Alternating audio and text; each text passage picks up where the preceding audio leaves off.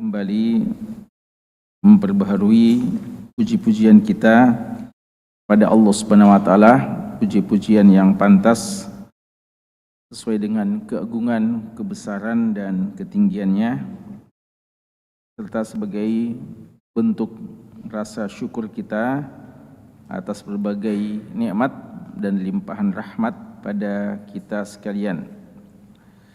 Di malam hari ini, di malam Jumat, kita sudah memasuki malam yang ke-11 ya, di bulan Zulqa'dah 1446 Hijriah.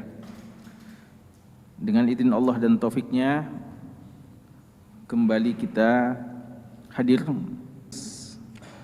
untuk membaca, menelaah hadis-hadis yang sahih yang terdapat dalam kitab yang diberi judul Al-Lu'lu' wal Marjan Fima Ittafaqa Alaihi Asy-Syaikhan.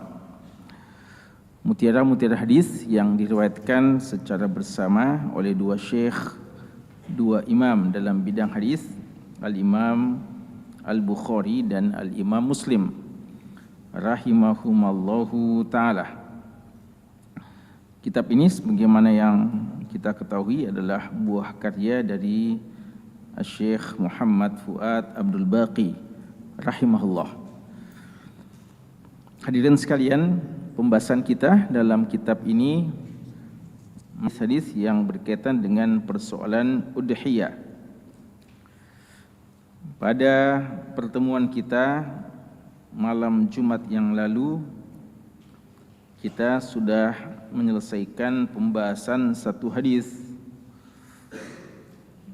yang cukup singkat yang menjelaskan tentang tata cara menyembelih dan beberapa sunnah-sunnah dan adab-adab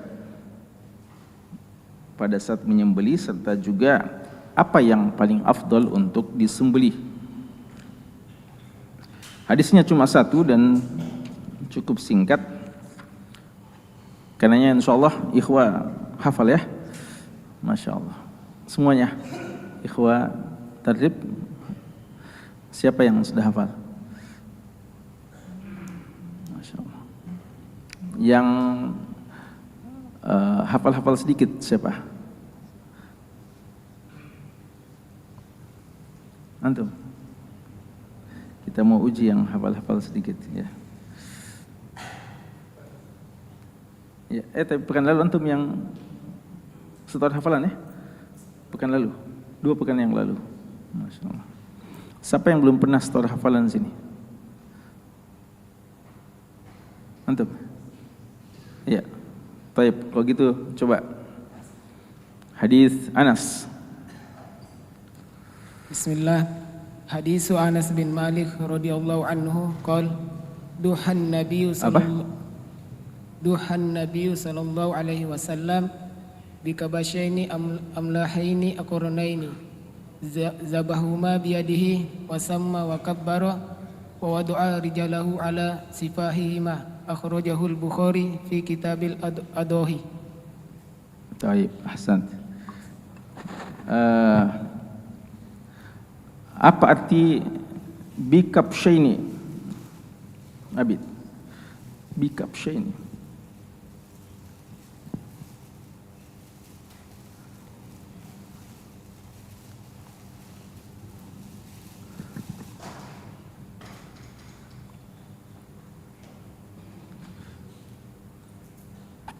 Rifki.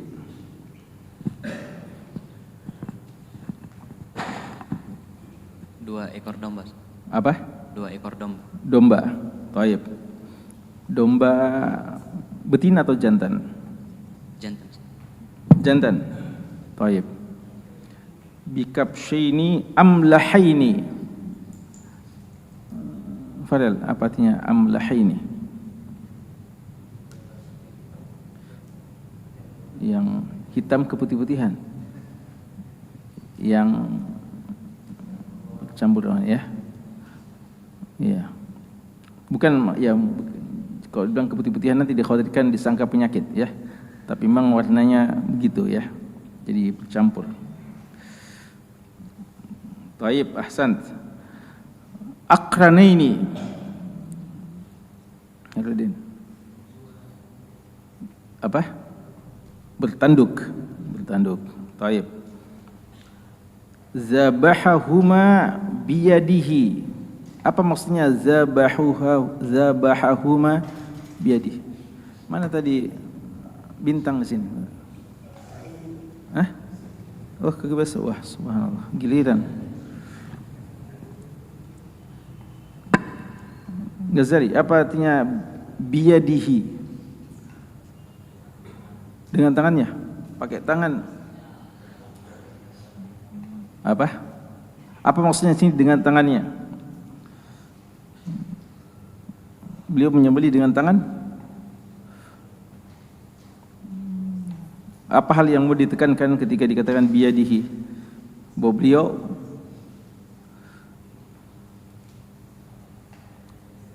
menyembelih langsung, menyembelih sendiri ya, tanpa diwakilkan ya. Jadi bukan berarti dengan tangan. Taib. Wasamma wa kabbar. Ini sunnah. Apa dalil yang lain bahwasanya ini disunnahkan? Wasamma wa kabbar. Fadhal. Ada tidak dalil selain ini yang menunjukkan bahwa ini sunnah pada saat menyembelih, tasmiyah dan takbir?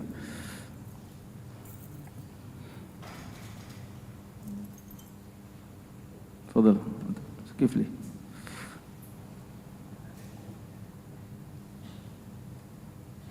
Fadhal. Siapa yang tahu?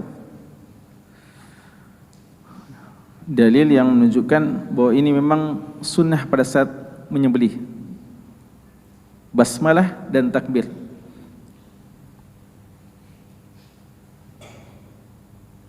Atau cuma ini dalilnya?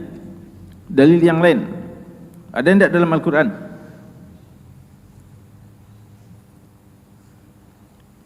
Disebutkan yang lalu atau tidak? Dibahas yang lalu atau tidak? Sebutkan. Mana yang hadir pekan lalu? Sebutkan.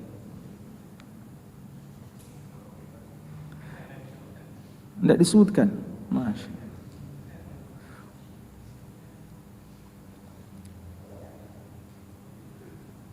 Taslim. Muslih. Disebutkan atau tidak?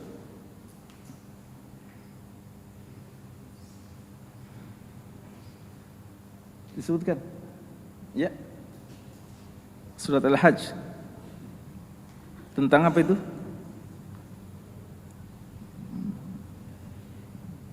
Tasmiyah dan takbir, ya. Kita sebutkan surat Al-Hajj ayat ke-40 ya.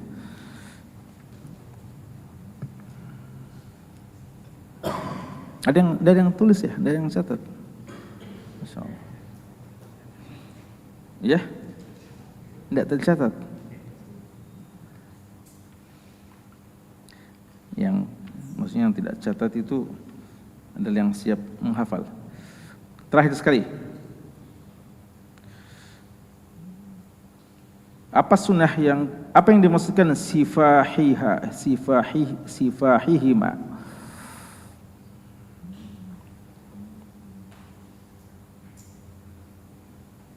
Sofha, sifah. Bagian mananya itu?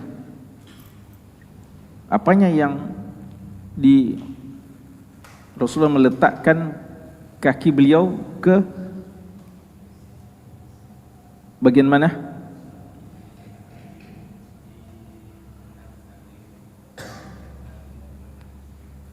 Bagian mananya? Kanan. Baik. Apa tujuannya?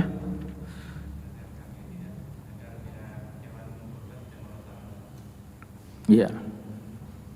Dan Rasulullah ini menyembelih, siapa yang bantu?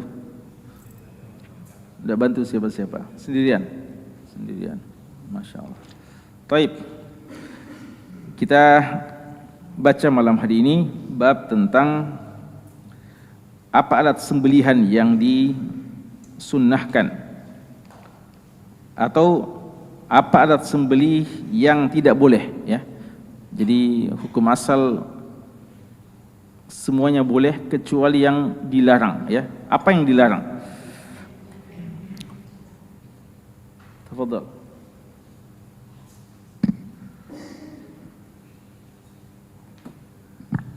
Bismillah.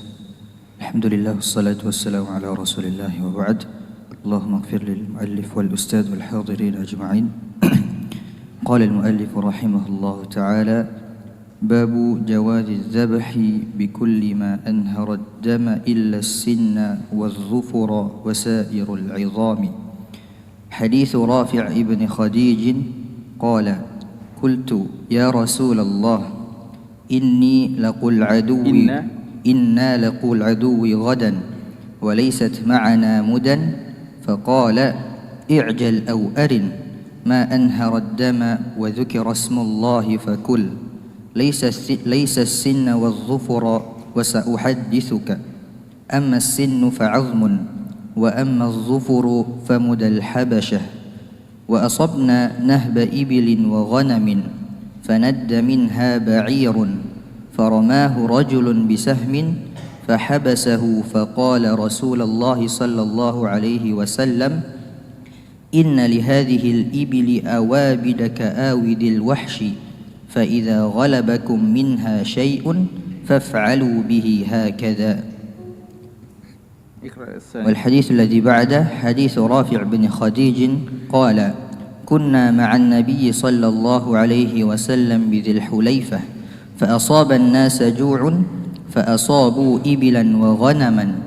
قال: وكان النبي صلى الله عليه وسلم في أخريات القوم فعجلوا وذبحوا ونصبوا القدور، فأمر النبي صلى الله عليه وسلم بالقدور فأكفئت ثم قسم فعدل 10 من الغنم ببعير، فند منها بعير فطلبوه فأعياهم، وكان في القوم خيل يسيرة فأهوى رجل منهم بسهم فحبسه الله، ثم قال: إن لهذه البهائم أوابد كأوابد الوحش، فما غلبكم منها فاصنعوا به هكذا.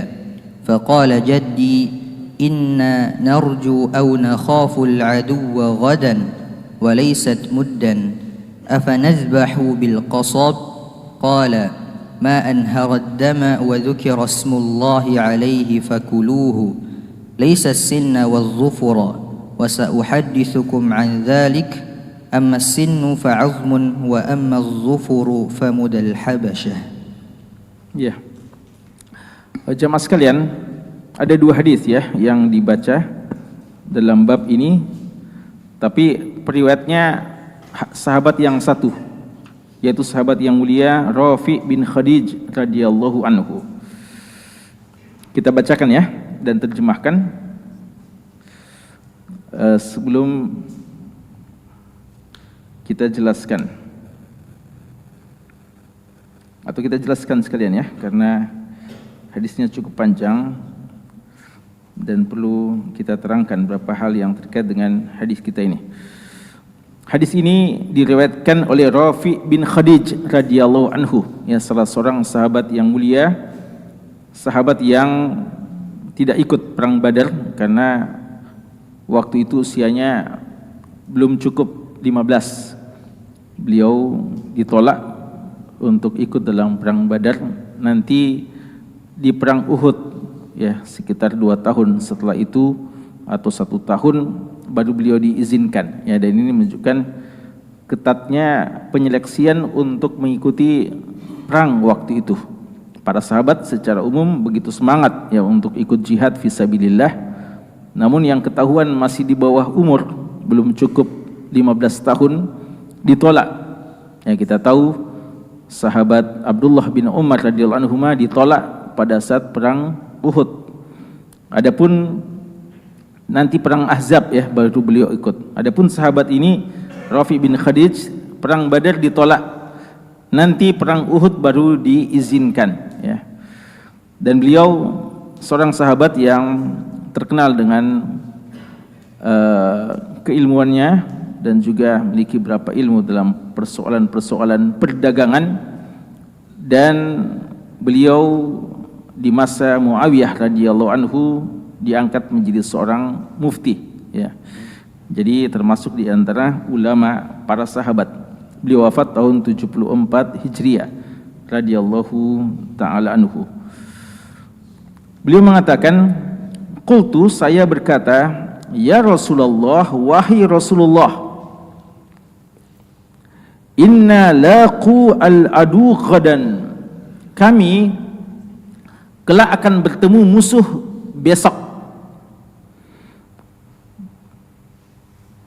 Ini pertanyaan, ya, pertanyaan tentang apa yang harus dilakukan nanti ketika kita dapat rezeki berupa ghanimah, tapi tidak ada alat sembelih yang cukup untuk menyembeli hewan-hewan hasil ghanimah tersebut. Dan ini pertanyaannya sebelum terjadi, ya. Mereka bilang, beliau secara khusus Rafi' bin Khadij berkata, ya Rasulullah, kami akan ketemu pasukan musuh besok. Maksud besok ini, kata ulama kita, tidak harus besok, tidak harus besok. Gadan itu tidak harus besok, artinya setelah hari ini. Tapi gadan artinya besok-besok, ya.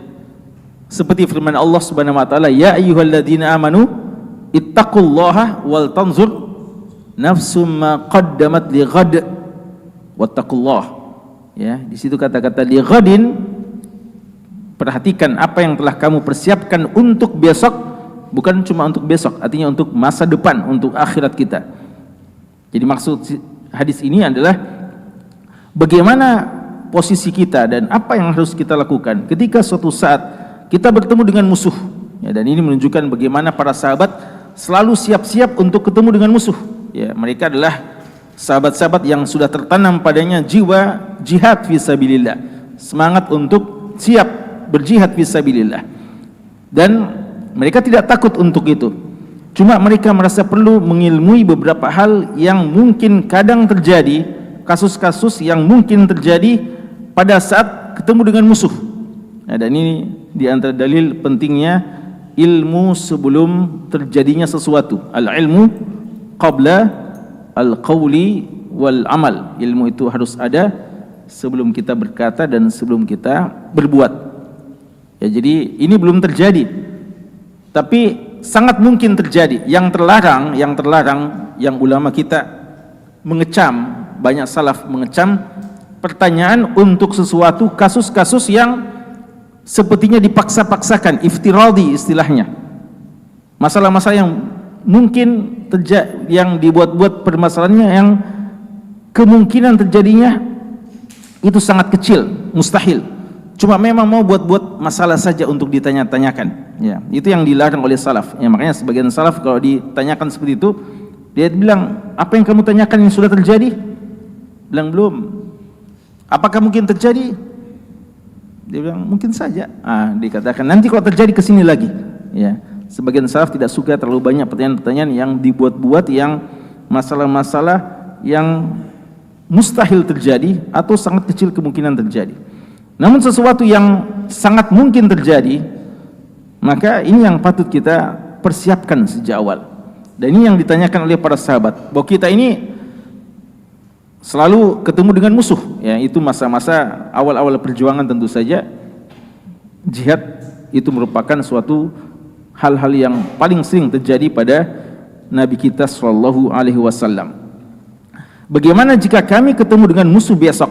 Artinya besok-besok.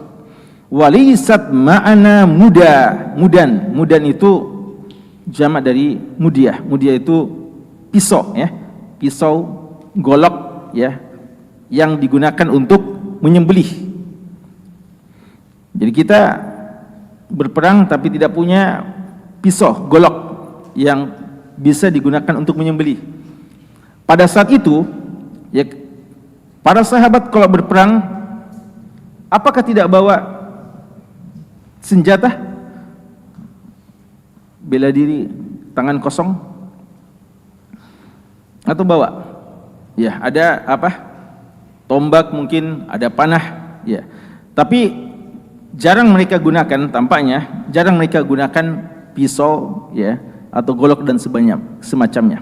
Kebanyakan mungkin mereka hanya menggunakan yaitu panah dan tombak. Sehingga ditanyakan masalah ini, ya, ditanyakan masalah ini.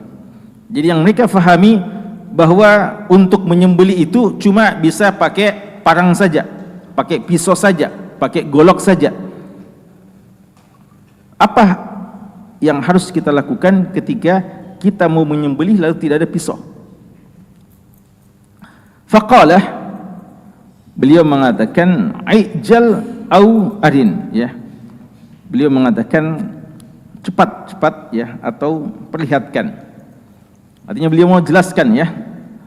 Dan beliau mau katakan cepat saja untuk menyembelih. Kaidahnya beliau katakan, ini jawaban Nabi kita sallallahu alaihi wasallam. Ma anharad dama wa dzukira smullahi fakul. Ma anharad dam, apa yang mengalirkan darah. Ini kaidahnya, ya. Apa saja alat yang bisa digunakan untuk menyembelih. Beliau bilang ma anhara. An-nahr, apa artinya nahar? Bukan, itu nahar itu kalau lihat itu wanhar pakai ha. Ini ha. Hah? Apa kalau surga itu dikatakan tajri min tahtiha al-anhar, anhar, nahar. Sungai itu sifatnya apa? Mengalir, ya. Makanya maksudnya ma'an haradam, apa yang bisa mengalirkan darah, ya. Anhara artinya yang bisa mengalirkan, bagikan sungai yang mengalir. Apa yang bisa mengalirkan darah. Wa dzukira smullah, jadi apa saja alat yang bisa mengalirkan darah, dan pada saat disembelih diucapkan nama Allah, fakul, silahkan, halal untuk dimakan. Ini kaidah umum Nabi sallallahu alaihi wasallam, bahwa semua alat pada asalnya, semua alat yang bisa mengalirkan darah dan pada saat disembelih mengucapkan bismillah, halal dimakan. Tapi ada perkecualiannya. Kata beliau, laisa sinnah wa zufra, kecuali dua. Dan nanti ada yang ketiga, ya. Dan dia adalah bagian dari itu. Kecuali asin gigi, wal zufra, dan kuku, ya. Jadi kecuali menggunakan gigi yang karena mungkin dianggap bisa untuk menyembelih, ya, tapi sangat lamban, ya, atau kuku. Dua ini yang tidak dibolehkan. Dua ini hal yang, apakah mungkin mengalirkan darah dua ini? Mungkin atau tidak? Mungkin, tapi ini dua yang terlarang, ya, dua yang terlarang. Lalu kata Nabi SAW, sa'uhaddisuka, saya akan menyampaikan kepadamu sebabnya, ya. Jadi beliau SAW ingin menjelaskan apa hikmah di balik pelarangan menyembelih dengan menggunakan asin, gigi, dan kuku, az-zufr. Kata beliau, ya, dan ini kadang beliau lakukan dan kadang beliau tidak lakukan. Artinya beliau kadang menjelaskan syariat tanpa menjelaskan apa hikmahnya. Beliau inginkan dari sahabatnya dan dari umatnya untuk terima saja tanpa banyak tanya dulu. Tapi kali ini beliau mau menjelaskan langsung, ya, karena itu sahabat itu manhajnya. Sahabat itu mereka siap-siap saja dengan semuanya. Entah disampaikan, itu mereka tentu saja senang karena ada ilmu baru lagi, atau tidak disampaikan, mereka tidak mempersoalkannya. Mereka siap untuk melakukannya, ya, walaupun tidak dijelaskan hikmahnya oleh Nabi sallallahu alaihi wasallam. Dan ini kaidah bagi kita, bahwa dalam setiap syariat pasti ada hikmahnya, tapi sebagian hikmah itu tidak disampaikan membutuhkan kepada kita keyakinan saja, dan sebagiannya ada hikmah untuk menambah keyakinan kita. Liyatma'inna qalbi, ya, sebagaimana kata Ibrahim alaihissalam ketika minta dijelaskan oleh Allah bagaimana cara menghidupkan yang mati, ya. Kata beliau, sa'uhadditsuka, saya akan sampaikan kepadamu. Ammas sinnu, adapun gigi, kenapa dilarang? Kata beliau, fa'azmun, karena gigi itu bagian dari tulang, bagian dari tulang. Ini berarti yang ketiga terlarang. Semua jenis tulang itu dilarang pakai untuk menyembelih. Karena walaupun mungkin ada sebagian tulang runcing, ya, bisa digunakan untuk menyembelih walaupun dengan susah, tapi mungkin bisa, itu semuanya terlarang. Jadi pelarangan gigi itu karena dia bagian dari tulang, dianggap bagian dari tulang. Berarti tiga yang terlarang, ya. Semua jenis tulang, lalu gigi, dan dia dianggap termasuk dalam tulang, itu bagian dari tulang. Dan yang ketiga adalah kuku. Kalau kuku bagaimana? Wa amma zufru, adapun kuku, kenapa dilarang? Kata beliau, famudal habasyah, kuku itu adalah pisaunya orang-orang Habasyah, orang Ethiopia, yang waktu itu adalah orang kafir, ya, orang kafir. Difahami dari hadis ini bahwa ini pelarangan tasyabbuh, ya, pelarangan tasyabbuh dengan orang-orang kafir, karena dia menjadi ciri khusus orang-orang Ethiopia waktu itu, Habasyah. Mereka kalau menyembelih menggunakan kuku, ya, menggunakan kuku. Kata ulama kita, mereka gunakan kuku yang tajam dengan cara mencekik, ya, mencekik hewan tersebut. Dan kita tahu di antara cara membunuh yang terlarang adalah inkhinaq, ya, atau khanaqa, dia mencekiknya. Dan itu dilakukan dengan kuku mereka.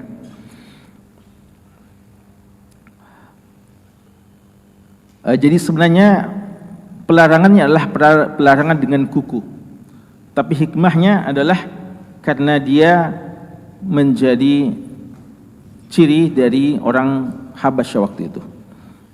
Tapi kalau kita tanya Habasyah hari ini, kira-kira masih gunakan itu atau tidak?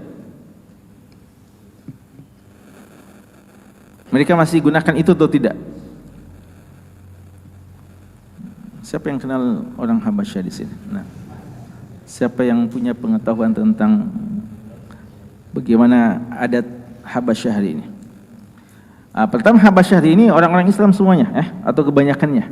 Jadi Habasyah hari ini, ikhwas sekalian, bukan Habasyah masa-masa Abraha, ya, masa-masa jahiliyah, dan juga bukan Habasyah masa-masa ketika Najasyi masih kesulitan menghadapi kaumnya yang Nasrani. Habasyah hari ini, Ethiopia, termasuk negeri-negeri Afrika yang Muslim, ya, mirip-mirip Sudan, ya, masya Allah. Banyak teman-teman kami di Madinah dulu orang-orang Habasyah, ya, multazim, ya. Mungkin jelas sudah tidak menggunakan ini, ya, jelas tidak sudah menggunakan ini. Apakah berarti sudah dibolehkan? Jawabannya tidak. Karena pelarangannya memang pelarangan pada apa? Pelarangan pada kukunya itu. Dilarang menggunakan alat sembelihan berupa kuku. Pada saat itu menjadi ciri kebiasaan orang Habasyah yang notabene masih kafir, ya. Tapi bukan berarti setelah mereka Islam tidak mengapa, ya. Sama dengan kalau dikatakan bahwa jenggot itu Rasulullah mengatakan, ya, Rasulullah berjenggot dan Rasulullah menganjurkan dan Rasulullah perintahkan, dan beliau tidak suka orang yang mencukur habis, ya, mencukurnya. Lalu beliau sebutkan salah satu cirinya adalah bahwa khaliful majus, berbedalah dengan orang majusi, ya, berbedalah dengan kaum musyrikin. Mungkin ada yang bilang, tapi sebagian kaum musyrikin sekarang juga berjenggot, ya. apakah berarti tidak lagi disunnahkan jenggot? Atau sebagian Yahudi juga berjenggot, apakah tidak dianjurkan lagi berjenggot? Jawabannya tidak seperti itu, karena yang memang disyariatkan adalah berjenggot. Adapun jika ada dari orang-orang Yahudi atau sebagian dari mereka, itu mungkin adalah sisa-sisa dari syariat nabi-nabi mereka terdahulu yang mereka tetap lestarikan, ya, mereka tetap pelihara, ya. Dan juga kalau ada pun dia adalah sesuatu yang sedikit, dan dalam syariat dalam kaidah al-ibratu al-hukmu bil ghalib wan nadir la hukma lahu, bahwa yang diambil hukum itu adalah yang kebanyakannya, dan yang sedikit tidak bisa jadikan patokan untuk berhukum, ya. Ini harus difahami, ya. Jadi tapi inti yang mau disampaikan, pesan yang mau disampaikan oleh Nabi SAW sini adalah bagaimana pentingnya untuk menghindari tasyabbuh dengan orang kafir, sampai ketika menjadi ciri khusus, ya, ciri khusus alat menyembelih yang bertentangan dengan syariat Islam, itu sebagai jalan bagi Rasulullah untuk mentanbih, mengingatkan akan bahaya tasyabbuh, ikut-ikutan dengan gaya-gaya atau kebiasaan tradisi orang-orang kafir. Lalu kata Rafi bin Khadij radhiyallahu anhu, asabna nahba ibil wa ghanamin. Kemudian kami kata Rafi mendapatkan rampasan unta dan kambing.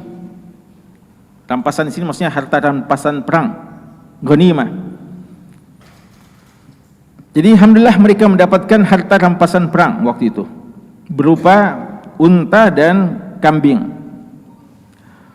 Fanadda minha ba'irun. Namun ternyata di antara unta yang mereka dapatkan itu ada yang nada artinya lari, kabur, cepat larinya. Jadi dia lari, ya, kabur. Faramahu rajulun bisahmin.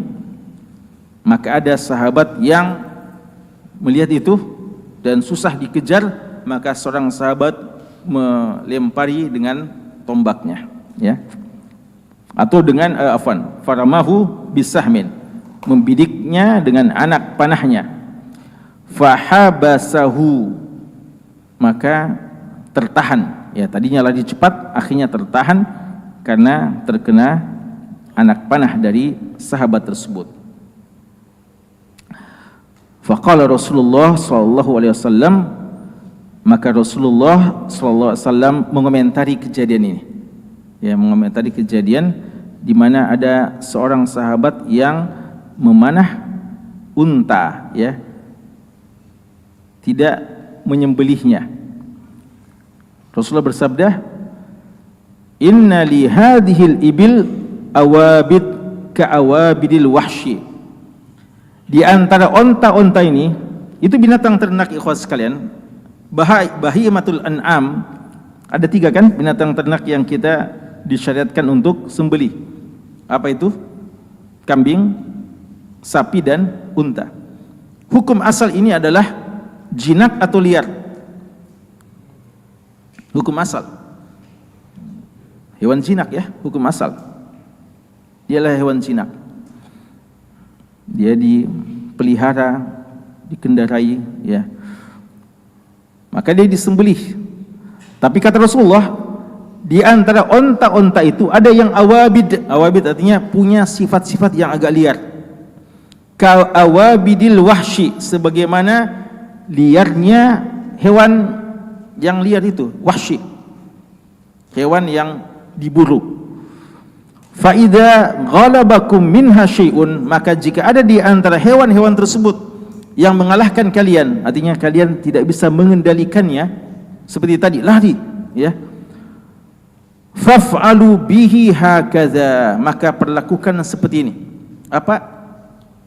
Ya, panah saja, ya. Kan biasa seperti itu. Makanya dia biasa bilang, Ustaz, ada sapi lari.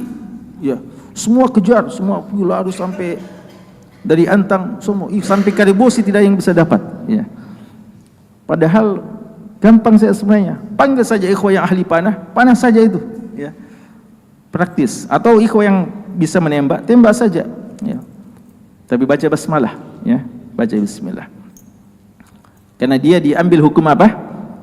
Hukum seperti soid, seperti hewan buruan, hewan liar yang digunakan apa?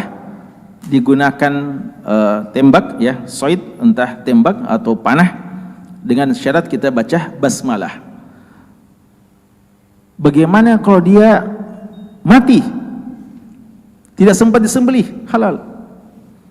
Tapi kalau kita cuma bisa melumpuhkan, sekedar melumpuhkan, dan masih bisa untuk disembelih, maka disembelih, ya. Tapi kalau sudah mati, ya, maka tidak mengapa, selama kita baca basmalah selesai, ya. Maka tidak harus disembelih, ya. Cuma jangan semuanya mau diperlakukan seperti itu, ya.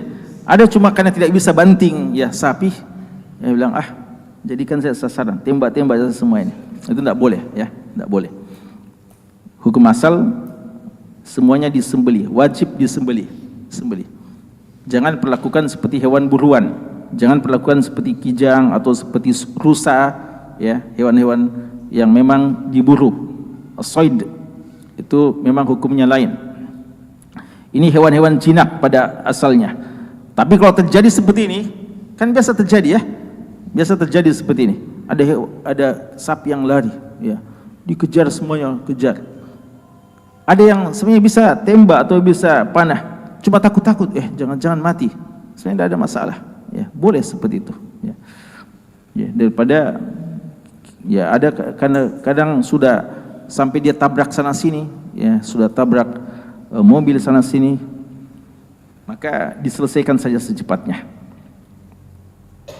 Dalam riwayat yang kedua ada beberapa tambahan, ya, perlu untuk kita baca juga, walaupun kisahnya mirip-mirip, tapi ada beberapa tambahan lafaz yang perlu difahami.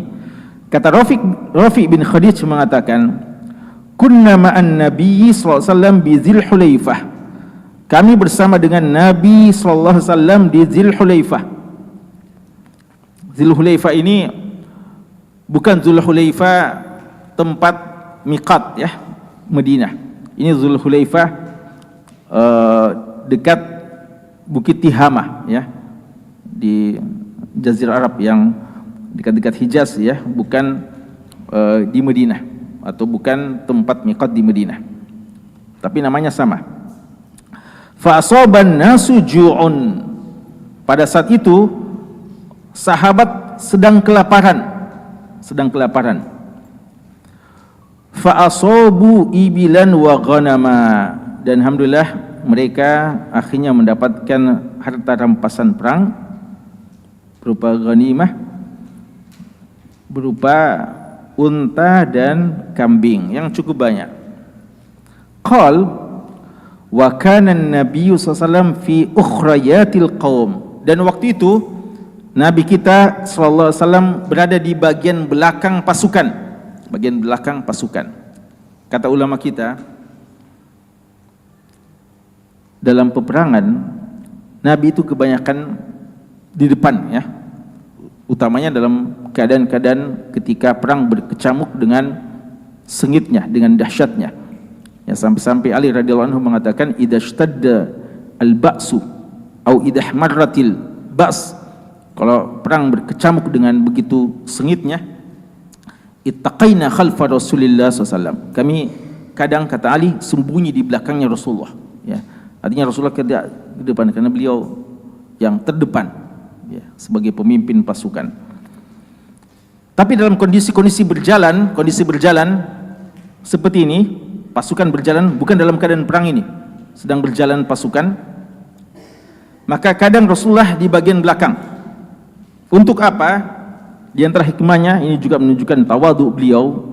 Kadang beliau di belakang untuk memperhatikan keadaan sahabat atau orang-orang lemah yang ikut dalam rombongan yang mungkin dikhawatirkan ketinggalan, ya, sehingga beliau memastikan tidak ada yang tercecer, tidak ada yang terlambat, tidak ada yang tertinggal. Walaupun ini kadang beliau delegasikan kepada sebagian sahabat, seperti sahabat siapa yang beliau delegasikan atau yang beliau amanahkan untuk menyisir hal-hal yang ketinggalan, ya, Sofwan, ya, subhanallah, yang bilang Sofyan Ats-Tsauri, ya, Sofyan Ats-Tsauri bukan sahabat, ya, Sofwan bin Mu'attal, ya, Sofwan bin Mu'attal, sahabat yang dalam perang Muraisi' Bani Quraidah, ya, dalam perang Muraisi' ketika Aisyah ketinggalan, ya, Sofwan lah yang menemukan Aisyah radhiyallahu anha waktu itu. Karena beliau ini dia manahkan selalu menyisir pasukan bagian-bagian terakhir, ya, kalau ada yang tercecer barang atau ada yang ketinggalan. Kadang beliau amanahkan kepada seorang sahabat, dan termasuk yang paling sering Sofwan bin Mu'attal. Dan kadang juga beliau sendiri yang di belakang, ya, beliau di belakang untuk menyemangati yang di belakang yang mungkin tidak bisa jalan-jalan cepat, yang lemah, dan beliau memastikan bahwa semua pasukan itu aman.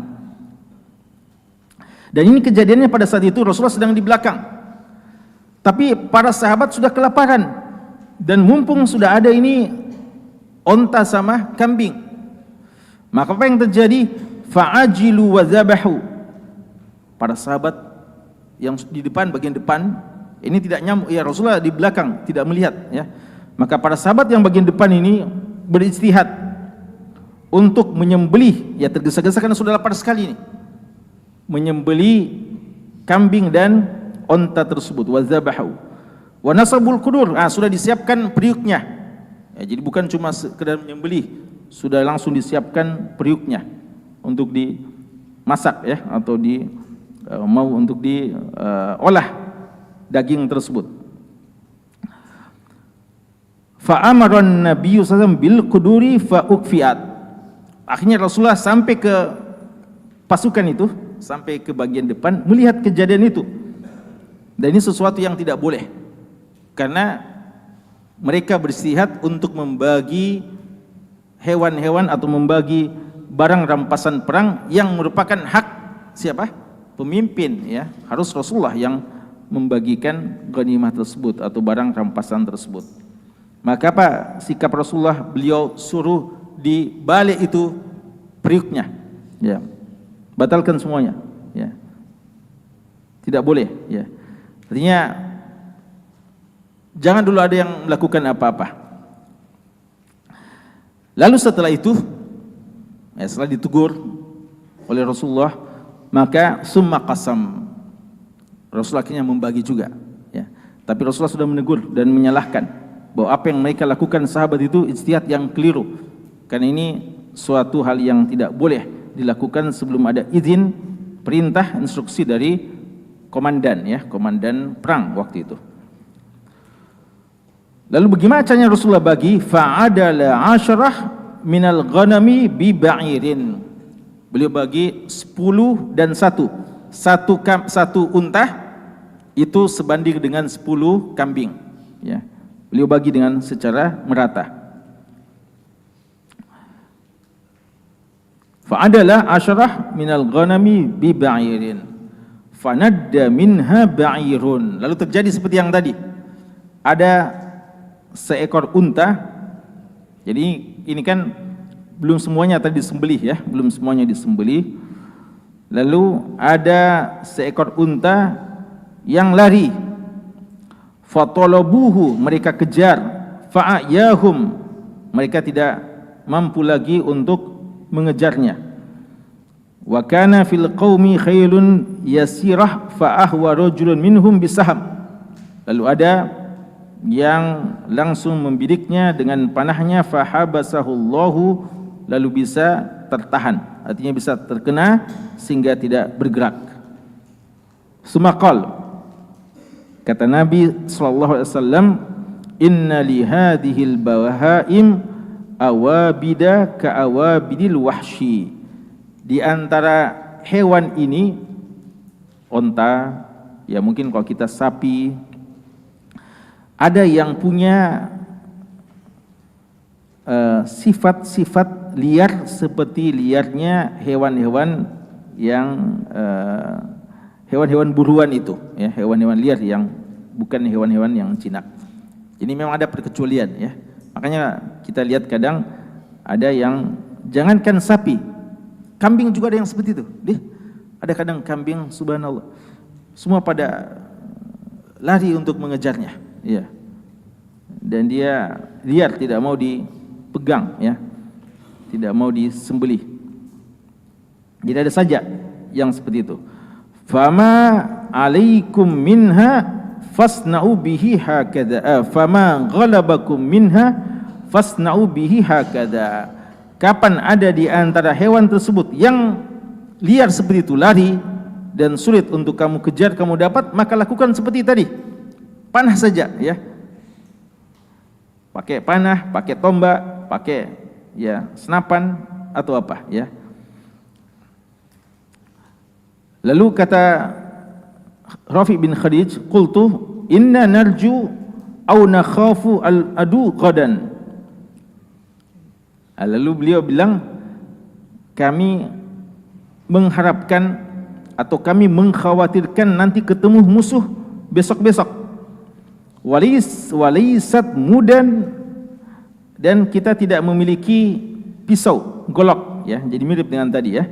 Tapi ini bagian belakang justru beliau katakan, afa menazbahu bil qasabi. Ini, apakah boleh kita menyembelih dengan qasab? Qasab itu, antum tahu, ya, qasbus sukar. Apa itu qasbus sukar? Qasbus sukar, tebu. Qasab itu sebenarnya bambu, ya. Sukar artinya tebu. Kita menyembelih dengan pelepah tebu, artinya sesuatu dengan tajam, ya. Jadi dia mirip bambu tapi tajam. Apakah bisa? Jadi bambu yang sebilah bambu, ya, mirip bambu yang tajam. Jawaban Nabi SAW, ma anharadama wa dzukira smullahi alaihi fakuluhu. Apa saja yang bisa mengalirkan darah dan ketika disembelih diucapkan nama Allah, maka silahkan dimakan. Jadi boleh, ya, selama dia betul-betul tajam, dan tidak menyiksa tentunya, ya. Jangankan yang seperti itu, pisau saja, golok saja, tapi kalau tumpul menyiksa, itu tidak dibolehkan. Tapi kalau betul-betul tajam dan bisa menyembelih tanpa menyiksa dan mengalirkan darah, maka silahkan. Kecuali dua tadi, laisa sinna wa zufra, kecuali gigi dan kuku. Dua ini saja yang tidak boleh. Wa sa'uhadditsukum an dzalik, dan saya akan menyampaikan kepada kalian kenapa seperti itu. Amma sinnu fa azmun, adapun gigi, karena dia adalah dianggap bagian dari tulang. Jadi kalau memang gigi dianggap bagian dari tulang, berarti tulang dengan semua jenisnya memang terlarang untuk dijadikan sebagai alat sembelih, ya. Tulang dengan segala jenisnya dilarang untuk digunakan sebagai alat sembelih. Wa amma zufru, adapun kuku, famuda al-habasyah, maka dia adalah alat sembelih yang digunakan oleh kaum Habasyah, ya. Kawan sekalian, kesimpulan dari bab kita ini bahwa semua benda tajam,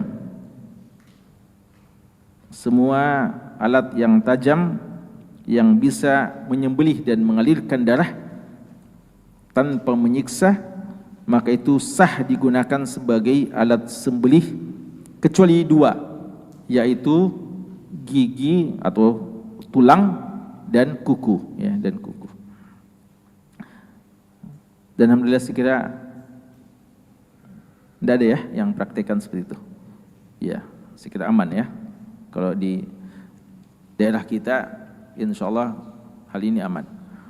Bahwa orang sekarang, bahkan orang sekarang fahamnya, ya orang sekarang fahamnya bahwa yang boleh cuma golok saja ya, cuma pisau saja. Ya. Padahal sebenarnya bukan cuma itu, bisa juga yang lainnya. Ya. Tapi kalau memang dia adalah alat yang paling tajam dan yang paling memudahkan untuk menyembelih, maka memang itu yang paling ideal, ya itu yang paling ideal. Tapi di antara faedah yang paling penting yang bisa kita dapatkan di sini adalah bagaimana menyikapi hewan sembelian yang liar, ya. Bagaimana menyikapi hewan sembelian yang liar bisa diselesaikan ya dengan cara dipanah, ya, atau ditombak atau ditembak, ya. Dan jika masih hidup, ya dia cuma sekedar dilumpuhkan, maka disembelih. Tapi kalau dia sudah mematikan, maka itu sudah sah untuk dimakan, ya, selama diucapkan bismillah pada saat kita melakukan hal itu. Sekian ini, wallahu taala alam, sallallahu ala nabiyina Muhammad wa ala alihi wasahbihi wasallam, wa akhiru da'wana alhamdulillahi rabbil alamin.